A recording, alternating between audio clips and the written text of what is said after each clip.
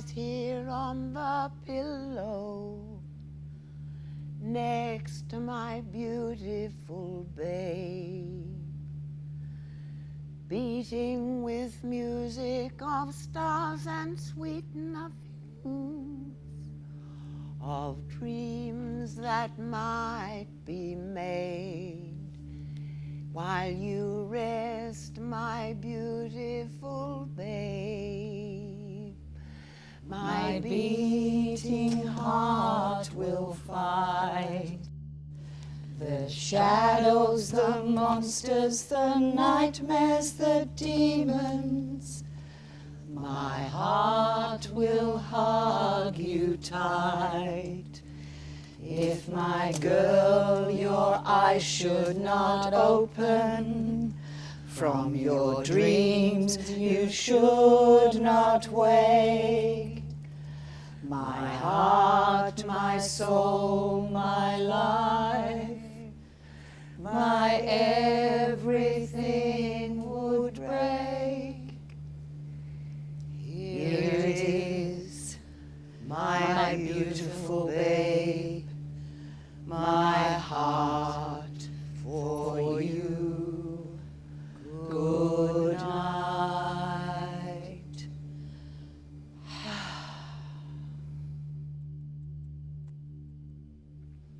My heart is going. My husband and I get on tremendously well. We used to go to church. He belonged to a men's club where he was involved in charity work.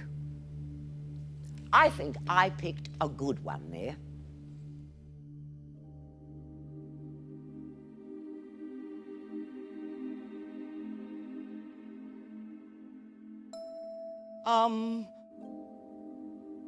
He was tall and strong and kind of mysterious, you know, and he was weight training and I was actually in the gym at the time. So yeah, the physical attraction was quite huge. I was very young when we got together. I was 16 and a half. He had charisma, whoa. But he wasn't a woman's man, you know. He wasn't somebody who put himself out there and showed. He was quite shy, but what's the word? He was exciting. He was different. He was pushed the barriers. I suppose the exuberance of youth. He was a rebel. I didn't have enough money to get back to where I came from. So I was sort of stuck here with 2 kids from a previous relationship. We never intended. Well, I never. He offered to help me by sharing rent. But I quickly fell very in love with him, very quickly. He looked a bit like James Dean. Oh, it was like, what's the word? It's amazing. He said she was pleasant to talk to and pleasant to look at. We had a lot in common. He said she was exciting, attractive, and she looked very presentable in her clothes when she went out. He'd say, you've got a bit of, sort of, exoticness about you. Yeah. Every night after work, I'd go round or he'd come round or whatever. It became a kind of together thing. Straight away, that's what he called it. It was like fireworks. It was perfect in every sense of the word. He used to tell me that I was beautiful. I never intended. Oh, we lived together for 5 years before we got married. So we bought a house together. And then I fell pregnant. Anyway, he just did this massive want to commit, you're having the baby, wanted to get married, did the whole lot and was just like all over me like, you know? We had this party and decided to continue the entertainment for the night. We'd known each other for at least 10 years. We shared a house. We weren't strangers or anything. It was shameful. He was very good about it. I was terrified at my parents' reaction. I was very young. You had to marry. He did everything. Pressed all the right buttons, did everything. We were friends, you know. This was a choice I'd made, and this is my life, and I'm going to make the most of it. He was very protective, but he was just full on. whatever I wanted, you know? I loved my father to pieces, but I hurt him very badly by my decision to have the baby. I'd never seen my father cry until the wedding day. He put his head on the table at the reception in company and sobbed. It was terrible, absolutely devastating. We got married and none of my family came. As soon as I was obviously pregnant, suddenly there were comments made about the way I dressed and the things I did. I was very young and we got married and, there's this whole other story because this wasn't my first pregnancy, so there were grounds for me to be very worried about what my parents were going to do. I wasn't allowed to do this and I wasn't allowed to do that, and I thought that that was a really caring sign. We lived out of town a bit on a property. We were in a small house at the back. He suddenly decided he didn't like eating half the meals he'd been quite happily eating for the past 12 months. I didn't understand the mechanics of it. He's a mechanic. We didn't even have a phone, so every contact was reliant on him being there. On the same day I found out I was pregnant, in one day, I found out in the whole 18 months that we'd been seeing each other, he'd been living with another lady. And he'd had an 8-week affair with my sister, who was married with 2 children.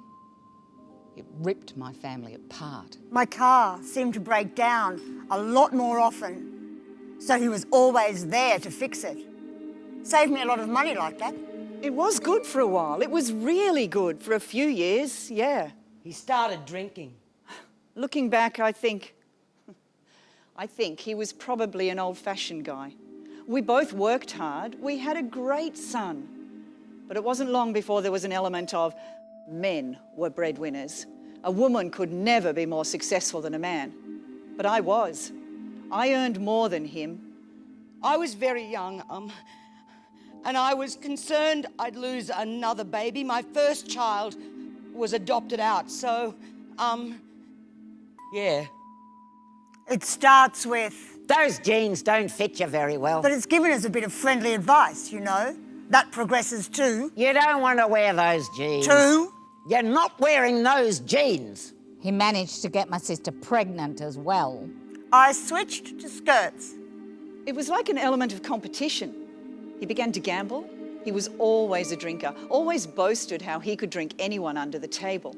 He didn't want me to wear skirts because I was attracting men, and he became jealous and possessive.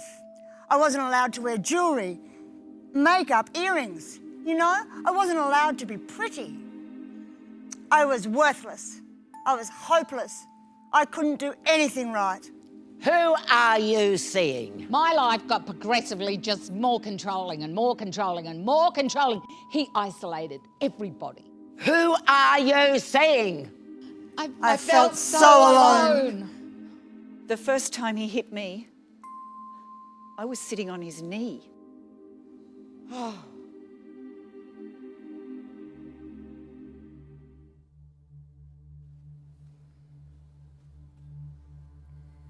You know, our relationship is so good, really, very strong. We just care for each other and that's about it. Our whole family is strong. I'm quite musical, and all of our children are. One in particular is a genius. That's my son. And his little girls are both musical, which is just lovely. I have 2 sisters and a brother. I was about 6 when we moved here. There's a lot of memories. I'm all churned up. I couldn't sleep last night. I was still awake at 2 in the morning. It's just... I didn't bring my sisters or my brother. It's just too hard.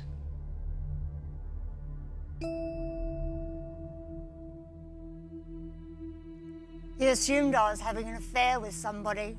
I don't know how or where or even who with, and I am not the kind of person who would do that.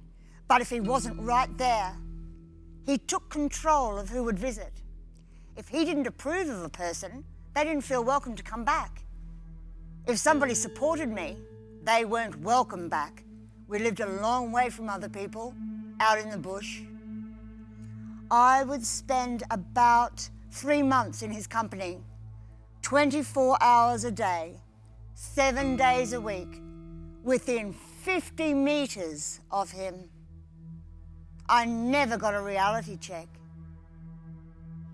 There gradually became a them and us.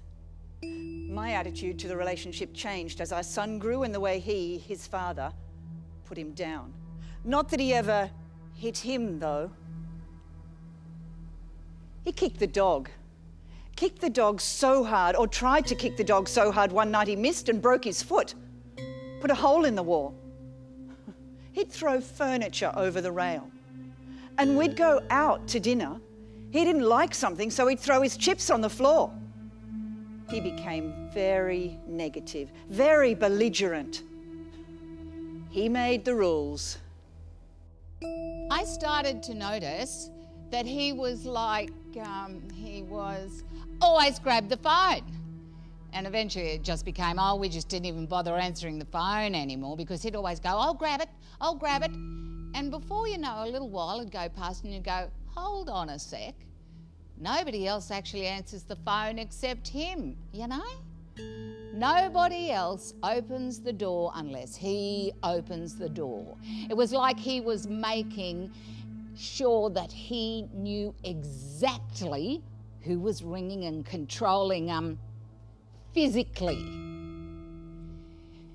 He actually literally built a 6-foot fence right around the whole house, which I thought was great because it was private. He started drinking to the point where some nights he wouldn't come home. It started just with verbal abuse when he'd been drinking and then name calling. I still felt that this was the person I chose to spend my life with. After you started adding up everything else, things got, there are so many stories. We're only allowed to use one sheet of toilet paper. I'm saying to him, I can't just use one sheet of toilet paper. I don't know about you, but you know, you just got to use it. Anyway, if you didn't, people would say, you know, well, how can he know, you know, if you only use one? Well, he didn't have any problem walking in when anybody else was in the toilet. I wanted to please him. It was only once.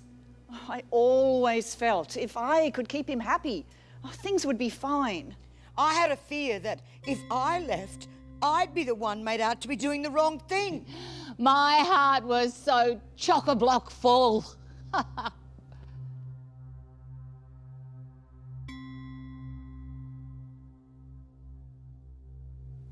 I thought it was love. My daughter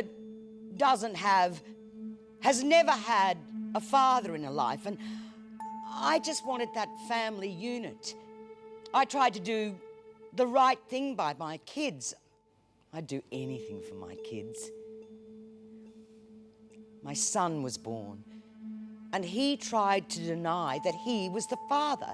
He'd say things like, when I brought up names, he'd say, is that his real father's name? And not to talk to him again, and things like that. Love is ignorant. My dad was very abusive as well.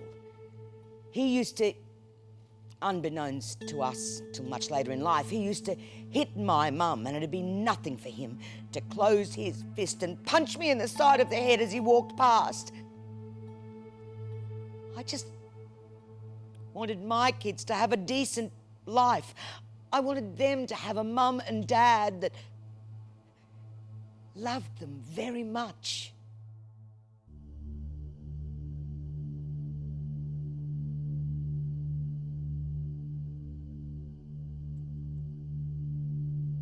She loved him. Plain and simple. She loved him. I said, who the fuck are you seeing? I was about to graduate. The night before, there was a celebratory barbecue for spouses. Halfway through the night, one of the men, like most of the people in the course were guys, put his arm around me and said, you know, let's get some photos. As the photos were being taken, I felt this enormous whack in my lower back. I think to others it might have looked like a playful slap. Then my husband said, We're going now. "Oh, not now. The night's just started." Now? We got in the car. He screamed across the Story Bridge, got to the valley and reached across me, opened the passenger door and pushed me out while the car was going, pushed me onto the street. That's where you belong. That's where the whores live.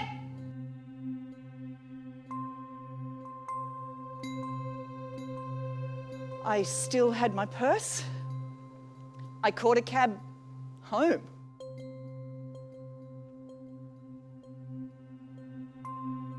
He was waiting. Where you been? Whore. That's enough. Flirting. Fucking whore. Don't! You're fucking him. You are. Aren't ya? No!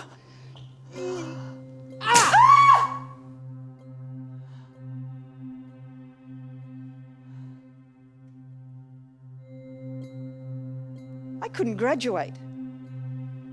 I couldn't go to graduation. He broke my cheekbone. I couldn't go because my face was just like...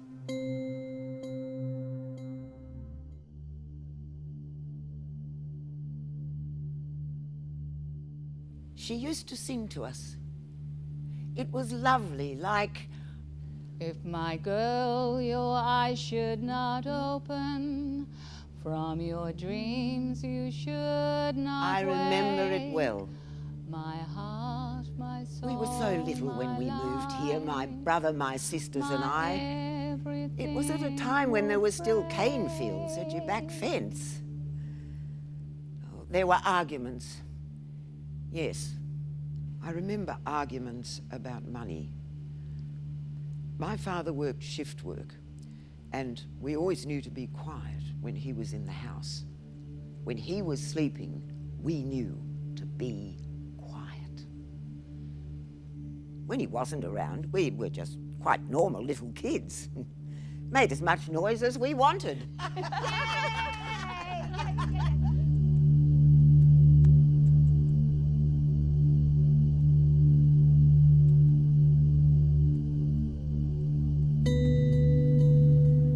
There was a barbecue at his sister's place. Lived about 3 suburbs away. The guys were drinking. Don't they always? And he gets really verbal when he drinks. I can't remember what. There was a disagreement over something. Our kids were there. My son, the baby, and my daughter. She was 5. You're not going to drive like that. Aren't I just? Don't be bloody stupid. Nothing wrong with me, I can drive. Come on, we'll get Arnie to take us home. Get fucked. I'm perfectly capable of driving a car. No, you're not. He stumbled backwards, pushed into her, my little girl, standing at the top of the stairs. He's pushing her backwards onto the railing. It's high, too high. I don't know if he even knows she's there or not. He's leaning on her and the rail. The rail is at neck height. He's cutting off her airways. She's choking, coughing, trying to push him away. He's a big man. Get off! Get off her, you fucking moron! You're going to fucking kill her! Get off her! It took both his sister and brother-in-law to get him off her. I couldn't get there. I was at the bottom of the stairs. All I could do was watch this drunken son of a bitch choking my daughter. And you know what he said? Didn't realise she was there. Should have got out of the way. Didn't even look at her. Just walked away. She was terrified. I could have killed him there and then. A neighbour heard the disturbance, had been watching what was going on, called the police. He slept in the car that night, and then when he got home the next day, he stood at the top of the stairs, and I tried to talk to him about it. Making up your crap again. Don't know what you're talking about. Lying bitches don't live in my house. You're nothing. Don't come into my house when you're nothing. He slammed the door, and we left.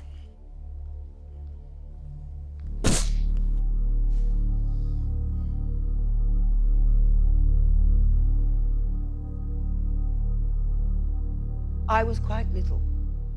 I was still in primary school when he came in, my father. He came into the house and we'd all had dinner, and I don't know if it had something to do with that.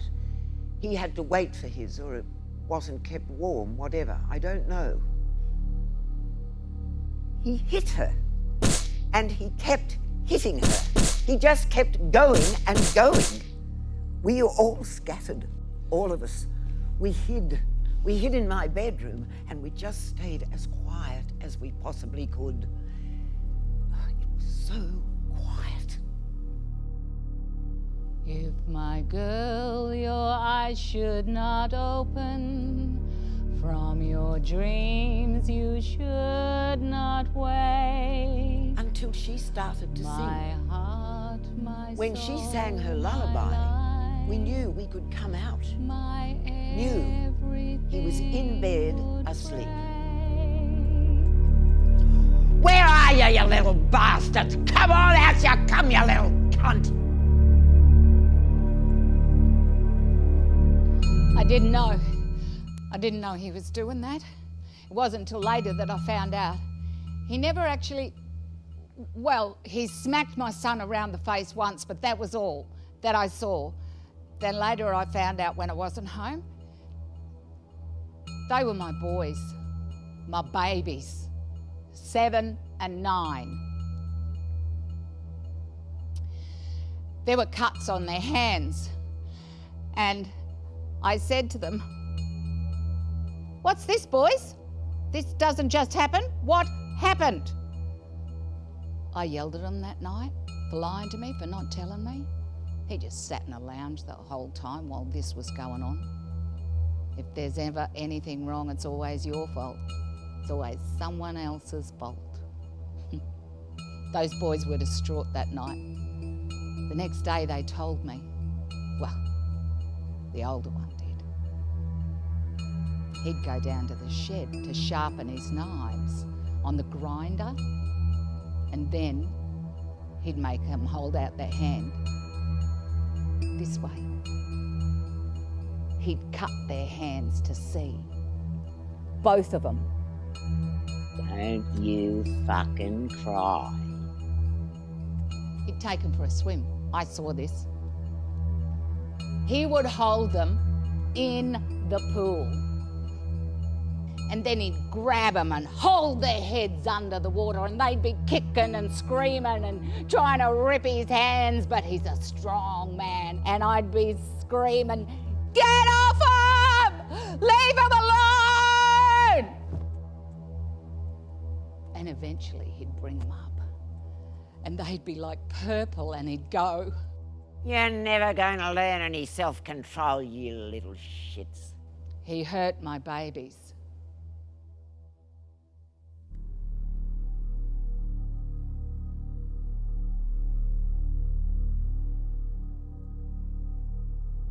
I knew he hit her in the head and all around the top of her body. And then one time, she ended up on the floor, and he kept hitting her. It was awful, and it was awful for us kids because of what we didn't see. As soon as it all started, we just disappeared. Because we were little. Because we were scared. She never said a word to us. She'd just clean herself up and get on with it. Make the dinner, do the washing, whatever, everything. She stayed silent. And so did we. Nobody outside the house knew. We used to go to church. He belonged to a men's club where he was involved with charity work. Everyone thought he was just the best person in the world. My brother stood up to him a few times to protect our mother. My brother got to the age of 12 and ran away.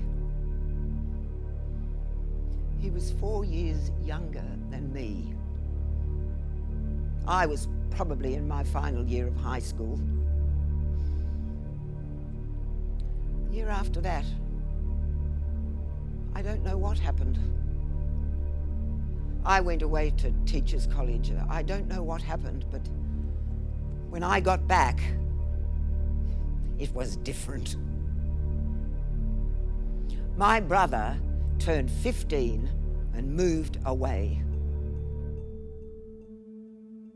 My daughter used to tell me she didn't like him. She asked when my son was about 2 months old if she could call him Dad. His reply was, Does she have to? he treated her differently to my son, treated her a lot worse. I had a drink one night and I left my bottle on the table beside the couch and I got up to prepare tea. He was quite drunk and he asked her to take the bottle outside to the bin. She come and asked me if I would stand at the front door. She was a bit scared, so I took the bottle out to the bin, let her stay inside. And when I come back in, she's standing, crying in the corner of the kitchen with him standing over her. What's going on? Nothing. Bullshit. Needs to do what she's fucking told. You hit her. Did he hit you? Little dog. What did you say? Said she's a little dog. By the time she's 11, she'll be fucking around town. Shut up. All the little cocks will be after her. 5 kids by the time she's 16. I said shut up! Just like her mother. I was just so shocked that he hit me. I just turned around and walked back into the kitchen. Little cunt like her mother. That was October. He started shoving me. We'd be out shopping and he'd shove me in the chest. No one was around. And then in November, he hit me again.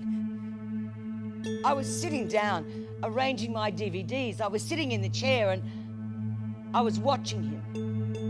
Watching his knee because I thought he'd bring it up and hit me in the head. That's when his hand come up. And again on Christmas Eve, in front of my kids and in front of his mother. I love you, you know. No, you don't. I'm gonna fucking kill you, and I don't care how long I go to jail for. Get away from me! Get away! Get away from me! I was just a stupid fat cunt. A lazy fat cunt. If my girl your eyes should not open, from your dreams you should not wake. My heart, my soul, my He and my brother didn't get on. There was too much friction. My brother left school when he was 15. He met up with this girl. She was a year younger. He got a job, he sort of joined a band and moved away. He just left. My father didn't want to talk about him. He wasn't mentioned in the house at all. He wouldn't let my mother talk about him. We weren't allowed to mention his name. It was as if he had died.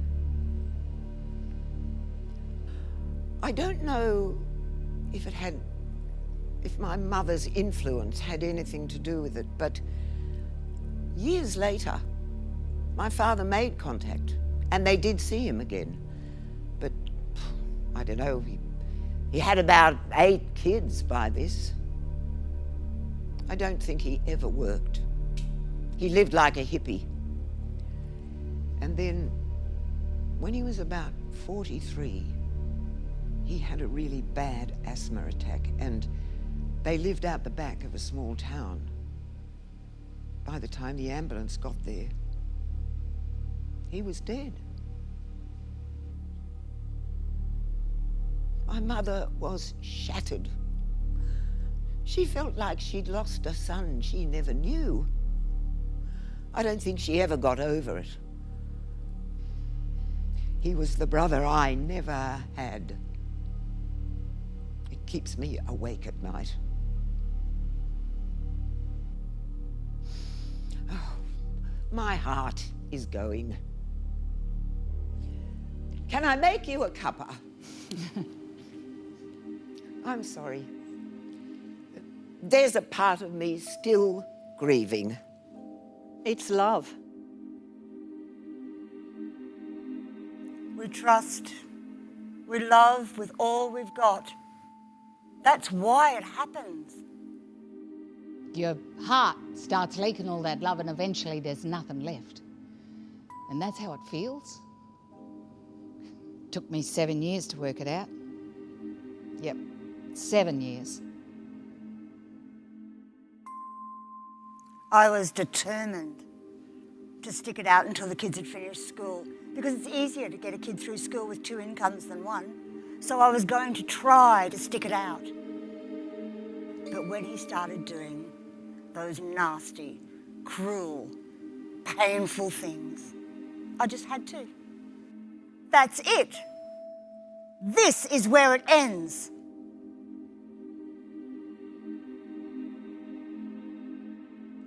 Now my car costs me a fortune to fix without my mechanic. Man, because the honeymoon period for the next 2 or 3 months was fantastic. Then he started. His drinking increased, and we entered into a period of incredible arguments. There was never violence again, but there was only a couple more years before we split up. I learned that for a while, I became broken. I found myself saying goodbye.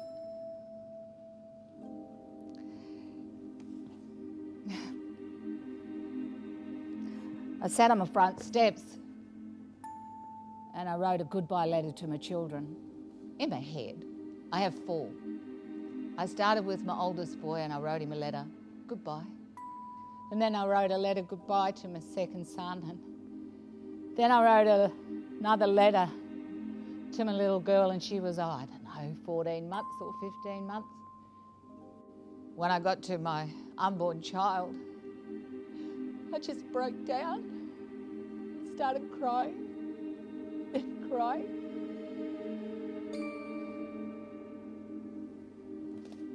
Then I rang my girlfriend, and she came over, and she took me to the doctor. And I said to my doctor, I'm more afraid of what I'll do to myself if I don't ask you for help. I'm embarrassed to ask for help. It took a long time and a lot of counselling. He didn't know, of course. I go to counselling every 2 weeks. My daughter's in counselling and so's my son. Some days I feel, sometimes, some days I feel very strong, but others I'm just a wreck. And then one day, he got up And he went to work, and I rang my girlfriend and I said, I'm packing my bags, come and get me. And I just threw all these clothes into the bags. And I left a note because I had a beautiful new Nissan and I had credit cards and I had anything I wanted, really, materialistically, you know. And then I left the note on the computer and I said, here's the key to the car, here's the key to the house, here's the credit cards, and don't forget to feed your dog. And I left and I never went back. And now if I'm in a shop and I hear somebody on the phone and you hear a woman say, All right, I'll be 2 more minutes and I'll be there. you can hear the anxiety in her voice and you just feel like going, and then instantly you have that feeling. You know exactly, because it never leaves you. It never leaves you and you feel it. And you just feel so bad for her. He went to the grave 30 years after we split up, still angry, vengeful, negative. Then I met a wonderful man who's the kindest person I know, kinder than me, who made me feel strong again, made me feel confident, made me feel like I didn't have any reason to feel that I was in any way to blame. Yeah, I have a life story that would make a great horror story. And there is no point in my life that I can honestly say that I've been brave or the decisions I've made have been quality decisions. It was worse, much worse the second time round. A totally different story. There are so many stories. And they all begin with love.